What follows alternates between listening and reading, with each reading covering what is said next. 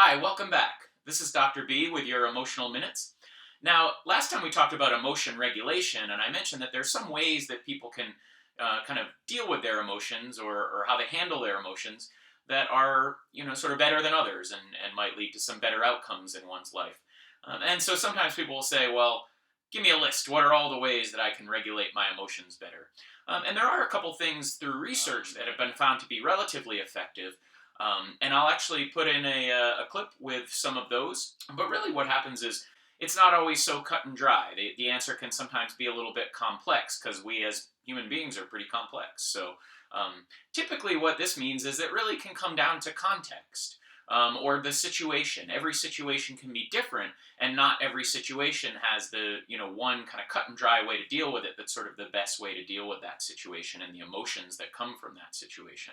For example, a lot of times people will say, never ever suppress your emotions, and or always be expressive, say what you feel, and that can be good at times, and then at other times, other situations might require to not do that. So last episode, I gave the example of really getting pretty frustrated about the person in line who's writing the check, and you've got somewhere to go, and they're writing a check at the grocery store.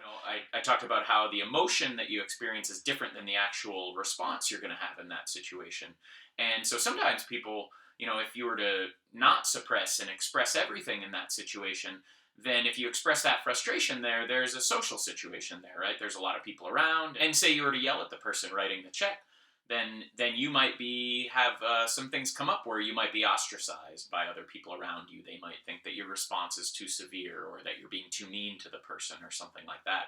So really, different situations can require different responses, and there's not always one cut and dry way to respond to things. And that can be a hard thing. That could be a hard thing to kind of figure out what are the things, what are the right ways to respond to which situations, because there's so many situations in our lives. I'm as if you're wanting to find ways to do that more effectively, to deal with your emotions more effectively and deal with situations more effectively. I would always recommend contacting a mental health provider. And again, you could do that for many sessions. You could do it just for a couple sessions, but just getting kind of tools or strategies on how to help yourself through those situations, in ways that help you live the life you want to live, and respond to those situations in the way you would really love to respond to them. So I hope that was helpful today. And again, this is Dr. B with your Emotional Minutes, and we'll see you next time.